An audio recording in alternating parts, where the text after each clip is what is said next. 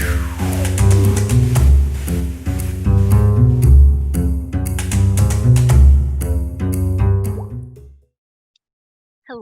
I am Miss Amy, and I am an instructor at Museo Art Academy, and I am super excited to be introducing myself to you. Hopefully, I will be meeting a lot of new students in the future. I'll tell you a little bit about myself before I get into some of my teaching practices. I, first of all, graduated from Western Washington University with a BFA in painting and also have a minor in art history. So pretty well versed in some traditional painting and art history from that school. I, after college, started working at a paint your own pottery studio, which led me to love just generally the fine arts. So if you are in one of my classes, I may occasionally show you a creation of mine painted onto something like a bowl. We have a little space scene here, seen from the perspective of a moon. If I can hold that nice and steady for you somehow. Um, and so I love showing off things that I make in my spare time, and I hope you do too, because I always love seeing student work. So usually we like to start classes with sharing something we did on the weekend or maybe a project you've been working on. So just know that I love seeing anything you make in your spare time. So please share anything you like to make from your life in our classes. So fun for myself and for the rest of your peers. Um, I just also love everything science fiction, as you can tell from my spacey bowl here. So I might also include some of that in my projects, which we'll get to in a second. I teach at Museo drawing and painting and manga. So let's dive into some of those project examples that I have done in the past. All right. So like I said, I love space. So here is an example of a painting project from a class a while ago where we were studying different light and atmosphere at different times of day for the same scene. Really fun playing with light and color here. Another example of a painting project. It's always fun to use watercolor and to study landscape. You can just see through so much of the transparency, the see-through color here gives so much life to the weather in this scene. You can also darken it up a lot to create some interesting contrast and color in the mountain. So I have fun with a lot of watercolor and acrylic painting. I also teach manga, where we do some fun chibi projects or maybe create comic strips that can be lighthearted or maybe something more serious, something that means something to you. Um, Always wanting to encourage creativity and telling your own story in your manga projects. I also love to explore a lot of old masterworks, I guess, in a lot of the projects from different classes. We have done like Picasso studies where we used a little bit of mixed media here. Another one about Giuseppe Arcimboldo, really fun self-portrait using fruit and colored pencils. Kids always have a good time with that one. Mark Rothko study, really getting into the more abstract, non-representational type of artwork. Um, and then finally, my favorite is Caravaggio. I think no one does dramatic lighting, theatrical compositions better than Caravaggio, the Baroque painter. So definitely my favorite of the old masters. Love to explore a lot of art history in these classes. But I teach mostly drawing classes. So for the younger kiddos, there are lots of fun projects exploring color blending, drawing our shapes nice and big, filling up the page, and just creating a fun little scene that you can totally experiment with and make your own while picking up some really good, solid drawing foundation techniques. A little bit older students might work on some more detailed drawing while still kind of perfecting that color blending. And I'll get back to that in just a minute with color blending. We also get into some blind contour drawing, which is super fun because you can't look at your drawing while you're drawing it, which always creates interesting results. But honestly, the goal is to learn about just letting the process be the most important part and not judging the result too harshly, kind of just reacting to your own drawing and making it work for you. So that's always fun. Drawing doesn't always have to be with pencil either. So sometimes we use ink, other mediums, to make sort of a fun kind of layered approach to some shoes. Hands, I know a lot of people get a little terrified when we talk about drawing hands, but you know what? I'll make it fun and it's really important. And once you learn how to draw hands, you know what? You can draw pretty much anything, I think. Uh, Still lives are another really important, crucial thing that we love to draw because you have so much power as the artist to choose, how you frame it, your composition, your colors. There's so many cool choices you can make in still lives and also learn some really good foundations for drawing and coloring with those. Another project maybe for older students using certain limitations in a landscape drawing. Maybe you have to use a statue, a river, a mountain, and kind of fit those in and be the director of your art piece and figure out how can you compose those in a way that you like and that fits the project. So I love sort of creative projects where you can problem solve in that way. But for today, I want to talk about a little bit of color blending. So this is a really important technique that I want to try and show you guys today that is present in pretty much any level, any age group with drawing and some other classes as well. This is an example of an orange slice that I had done in a summer camp back when we were teaching in person back in the day. It seems like so long ago now, which is cut out, put on black paper to a really nice finished project. So while this might not be something we totally do in the lesson, it shows you an interesting way that you can mount and frame your piece once it is done. So as you can see, I've started on a piece of white Bristol paper, and it's already a little bit started because when we teach projects at Museo, usually we don't finish it in one day, let alone a few minute lesson. So in the first day, we might have drawn this orange and, measured out and kind of gotten our little slices all in a row. So we're going to pretend this is like day 2 and we are just starting our coloring of the project. So for color blending, I have pulled out a few different colors. I'm not going to use a whole rainbow of colors for this one.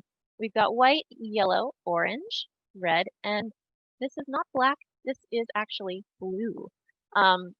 Another fun detail about coloring with colored pencils is that your shadow colors of an object are going to be the complementary color.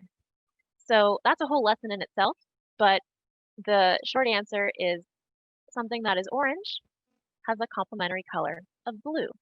So blue will be the shadow that we use on an orange. So let's dive in. For this first part, I'm just going to practice coloring a single slice, but you'll notice that this has already got maybe a very, very, very light layer of yellow on it. So when I start coloring this, I will start with the lightest color. That is the most important thing because it's so much easier to get darker and darker rather than pulling something back and making it lighter again. So what I did here first was color in a light layer of yellow over my entire orange. Now, a couple things to notice when I am coloring is that I am holding the pencil on its side. If you hold it on its tip, it might come out too dark.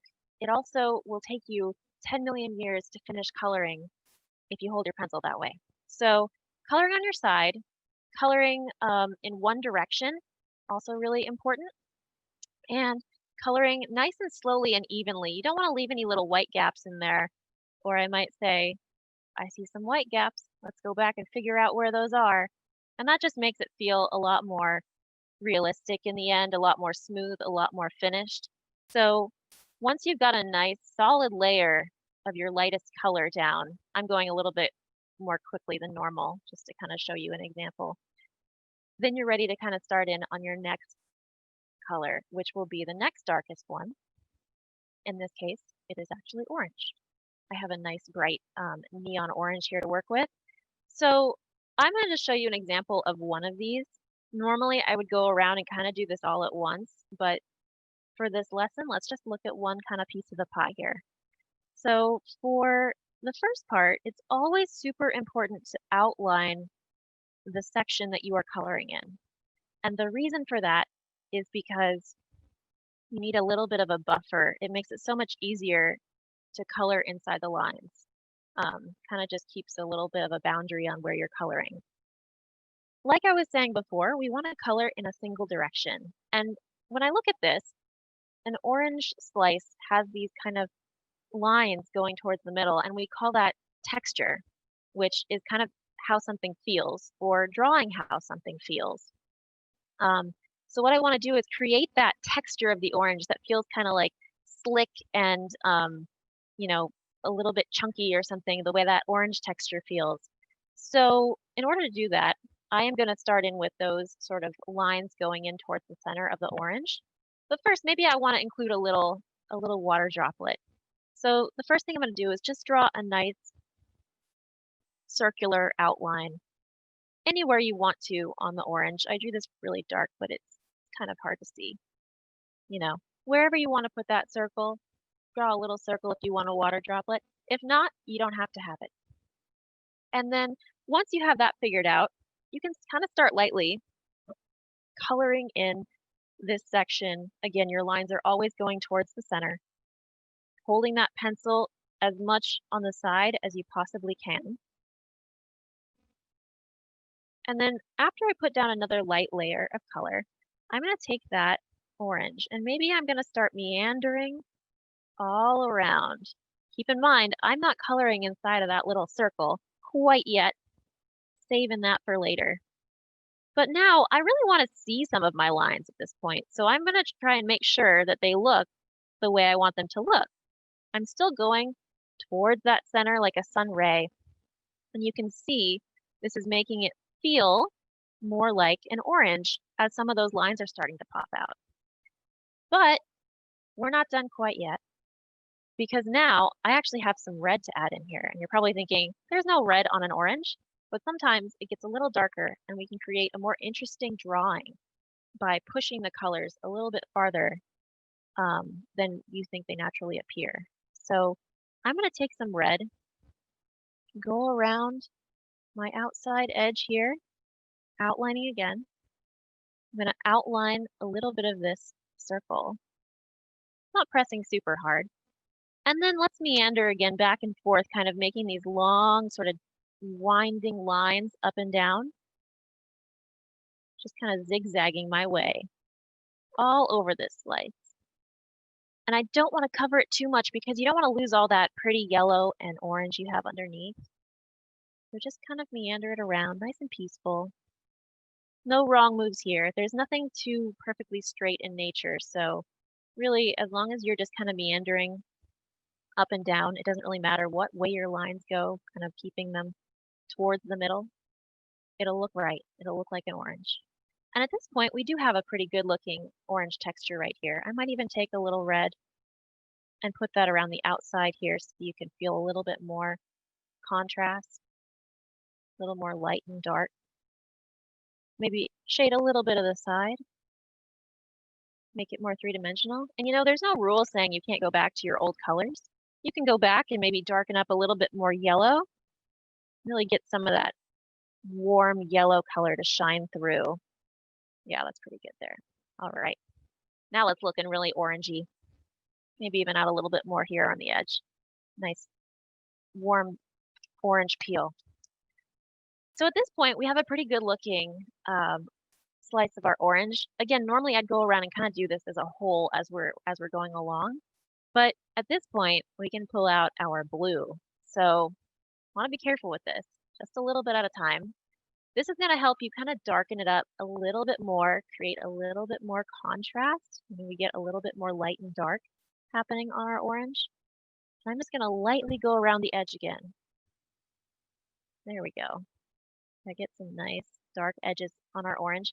You don't want it to look super bright blue on the page. You just want it to kind of lightly trace over some of those same lines you just did. Maybe add a little bit back and forth using that same winding line inside the orange to just darken it up just a little bit. Less is more sometimes. A little blue here and there. Perfect. So if you already have that done, you didn't add the circle in the middle, you've got a pretty good looking orange slice, or at least a piece of your orange slice. If you do want to add the little water droplet, here's how you can do that. I have it outlined as a circle. I can now go in with some white and outline in a circular way against that orange edge. I'm just ringing it in, nice little white ring against that orange. Probably doesn't look like much right now, but it will help. Then I'm going to take my orange very carefully and kind of color in a nice little circle inside of my white ring. So you can kind of see that filling in right here. Now it's got an orange center, just like that. Okay. I'm going to start again with the red after I've got my little orange ring in the middle and create a little shadow on the other side of my water droplet. So now I'm going to outline this back edge, and we're going to make this nice little crescent moon shape on the other side. So I have room for a shadow. You can fill that in with the red, make it a little bit darker. I can also go in and maybe add a little bit of a red ring here at the top, creating that nice light water droplet. If you want to make it even darker, you can go in and you can add a little tiny bit of that blue. Again, just a little bit, very light pressure on your paper to make that shadow, lightly filling it in around that edge to make a nice little water droplet. Again, if you need to go back in, add a little bit more white in the front of it, you can to get that highlight on there. But it does create a nice little extra pop of life and color onto your orange if you wanted to add that droplet in. So now we have colored lightly. We've started with our lightest color first and then built up some texture in the direction of our pencil marks, and done it all very slowly and carefully. And it's like magic. It looks like a real orange, and you should be very proud of yourselves because you followed a technique that makes it look magical. So that is what I love in art, how it can just transform in front of your eyes to something so lifelike, just by following some really broken down, simple techniques. And you can create something that you didn't even know you could make before. So I hope that was helpful, and I hope it was interesting. We have so many other drawing techniques that I cannot wait to share with you if you join any of my either drawing, manga, or painting classes. It's super fun, and I can't wait to get to meet even more students. So thank you so much, and I hope to see you in one of my classes.